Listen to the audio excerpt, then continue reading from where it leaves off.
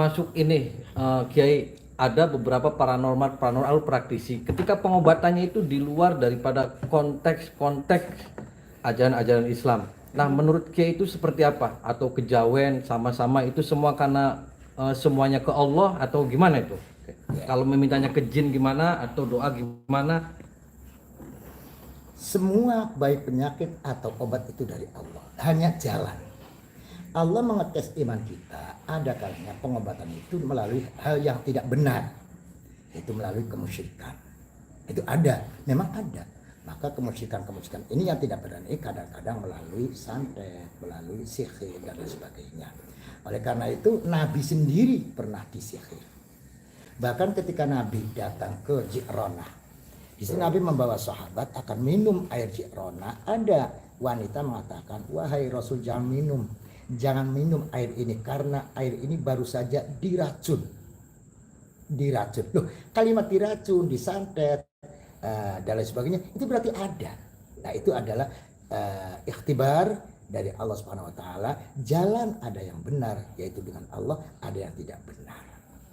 Nah, ini semuanya tes pada kita. Ada satu riwayat bahwa ada orang yang sakit demam tinggi beberapa hari.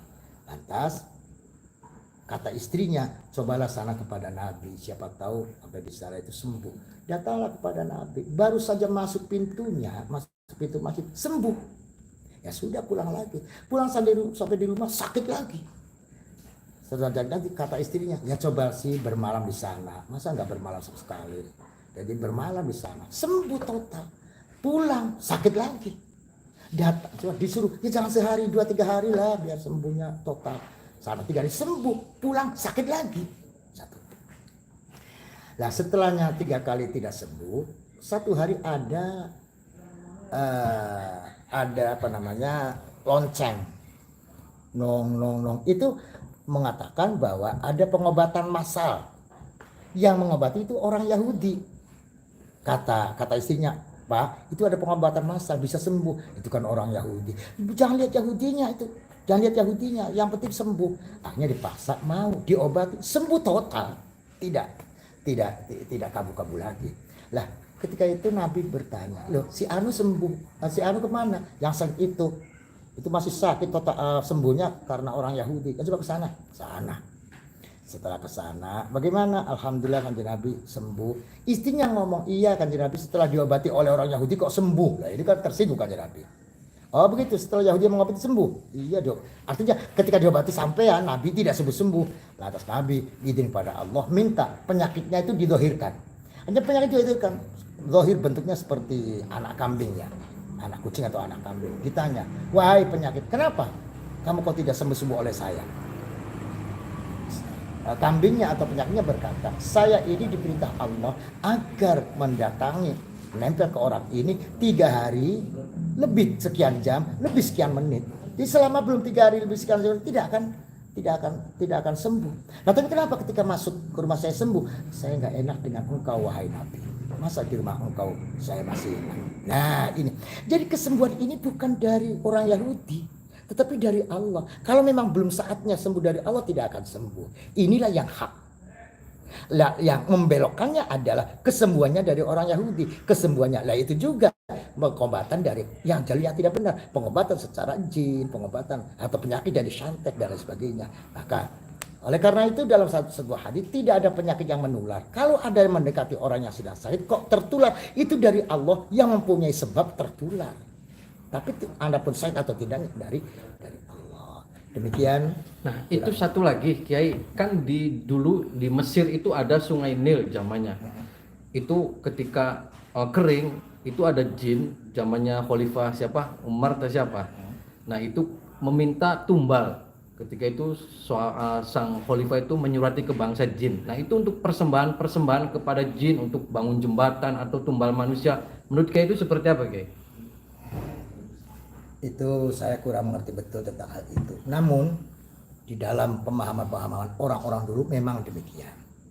Sebetulnya ketika kita mendatangi satu tempat yang menurut ahlinya tempat itu tempat jin, lantas kita diminta untuk katakanlah memberikan sesajen. Itu sebetulnya bukan sesajen musyrik, tetapi kita memberikan sedekah kepada jin, saya akan ke situ minta izin, sama saja itu. Nah, lantas diartikan oleh orang-orang yang pemahamannya tentunya salah bahwa itu minta tumbal. Sebetulnya bukan minta tumbal. Nah, kalau manusia kan tumbalnya kepala manusia, itu sudah pembunuhan, kayak Dan gimana? pembunuhan itu jelas. Itu nggak boleh. Itu jelas menyalahi dan tidak boleh. Nah, kalau kita melakukan persembahan kepada jin, ngasih kambing, itu boleh nggak menurut Islam? Kalimatnya jangan jangan menyembah, tapi memberikan sedekah. Hmm. Oleh ahlinya ini jin. Jin itu makan loh. Contoh dalam hukum fikih, apabila kamu maaf ya berak, kamu harus istinja sesuci. Kalau tidak ada air, kamu pakai batu. Kalau tidak ada batu, kullu qali'in, hal yang bisa menghilangkan najis. Asal jangan tulang, karena tulang ikut itu makanan jin. Loh, berarti jin itu makan. Jin itu makan. Oleh karena itu oleh ahlinya berikanlah makanan jin. Sama saja dalam Al-Quran juga begitu, para kiai juga. Berarti itu kita bicaranya ngasih sodako. Ngasih sedekah. Tapi sesuai dengan yang diterapkan oleh yang ahlinya. Kalau kita tanya nggak ahlinya ya nanti akan timbul salah pemahaman, salah persepsi. Nah, itu sahabat. Jadi tadi terkait jin di bulan puasa, kan anak kang diket, anak kang beli. Jadi lamun kita luri setan, luri duku santet, kepret kon nggak ada apa-apa. Nah, setan jin masih bergentayangan di bulan Ramadan. Ada beberapa yang diket, ada yang tidak diket. Nah, diket itu tugasnya kita kanggo ngepret di setan-setan belek ya sahabat. Itulah ringkasan cerita dari guru saya Al Mukarram Pak Haji Mustofa Akil, yang kebetulan adalah beliau salah satu pengurus di PBNU pusat, dan mudah-mudahan itu menjadi iktibar, menjadi contoh buat sahabat-sahabat semua. Jadi jangan salah kaprah ketika saya bulan puasa masih ngurak-ngurak dukun togel, dukun belek, dukun apa, ya tidak masalah. Asal mereka masih berbaik dengan saya tidak apa-apa. Tapi kalau mereka selalu menyantet, selalu menyakitin orang, ya itu tugasnya kita, kayak preti bela, konon. Ya sahabat ya. Jadi begitu. Bulan puasa wis perbanyak istighfar bela, wis ya istighfar, solawat wis aja apa luru-luru togel ning kang wingi-wingi kita kah terus sana nekain ning dukun apa mana wis berusaha istighfar, solawat. Nah, ada himbauan untuk para sahabat-sahabat kayak selama bulan Ramadan. Bismillahirrahmanirrahim. Para sahabat, bahwa Ramadan ini kali ini tahun ini tidak sama seperti Ramadan tahun-tahun yang lalu.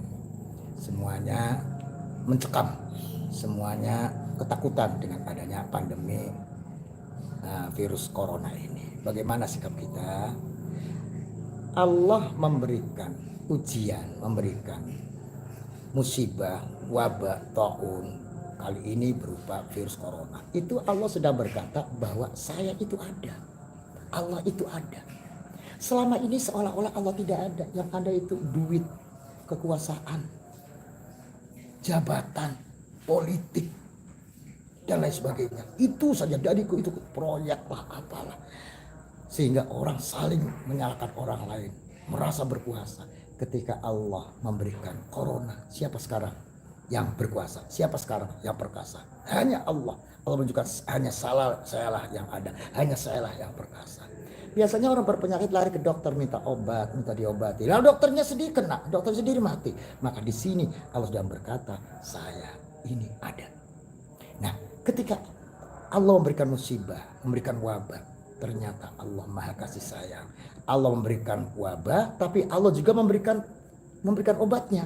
Jadi kamu saya kasih penyakit ini ya, obatnya ini, yaitu Allah berkata, falaula idja'ahum ba'suna tadarra'u, ketika aku sudah memberikan baksu, wabah, bala, maka tadarruklah, mintalah pada Allah, merasalah dosa, merasalah selama ini jauh dari Allah, merasalah maksiat. Itu tadarruk, sudah itu konsep dari Allah, tadarruk.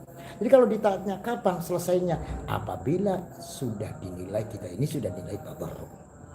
Dan kedua, di dalam tadarruknya dengan apa? Tadarruknya adalah dengan istighfar. Apa yang tadi disampaikan oleh Pak Ujang benar, istighfar. Yaitu Allah berkata, wa ma kana mu'adzibahum wa hum yastaghfirun. Wa ma kana Allahu mu'adzibahum wa hum yastaghfirun. Istighfarlah, Allah tidak akan membuat siksa. Dan yang kedua, sholawat. Benar sekali. Ada ayatnya, wa ma kana Allahu liyu'adzibahum wa anta fihim. Allah tidak ada yang akan menyiksa jika engkau Muhammad beserta mereka. Maka kita bersolawat, kita istighfar, itulah tabarruk yang dikonsepkan melalui Al-Quran agar Allah segera menghilangkan wabah dan corona ini. Oleh karena itu sahabat-sahabat, marilah tepat sekali himbauan dari Kang Ujang, yaitu sholawat istighfar yang banyak saja. Allahumma sholli ala sayyidina Muhammad astagfirullahaladzim, Allahumma sholli ala sayyidina Muhammad astagfirullahaladzim. Ini sesuai dengan tabarruknya, apalagi disertai dengan tawassul dengan ahli bait Nabi. Ahli bait Nabi aman, yaitu dalam deba itu disebutkan ahlu baitil Mustafa Tuhuri hum amanul ardi. Ahli bait itu adalah amanul ardi. Oleh karena itu kita di dunia pesantren ada tawassul dengan ahlu bait, yaitu li khamsatun utfi liha harral wabail hatimah al mustafa wal murtada wa ibnahuma wa fatimah, karena ahlu bait adalah amanullahi fil ardi. Demikian, terima kasih. Wassalamualaikum warahmatullahi wabarakatuh. Sahabat, begitu tadi Kiai juga mengatakan istighfar sholawat. Mari kita bersama-sama sholawat dulu sebelum akhir ya. Allahumma sholli wa sallim wa barik alaihi wa ala alihi. Allahumma sholli ala Muhammad ya Rabbi sholli alaihi wa sallim. Allahumma sholli ala Muhammad ya Rabbi sholli alaihi wa sallim. Itu sahabat ya, mudah-mudahan bermanfaat. Istighfar, sholawat, biar wabah ini cepat selesai dan Ramadan penuh berkah. Wallahul muwaffiq ila aqwamit thoriq. Wassalamualaikum warahmatullahi wabarakatuh.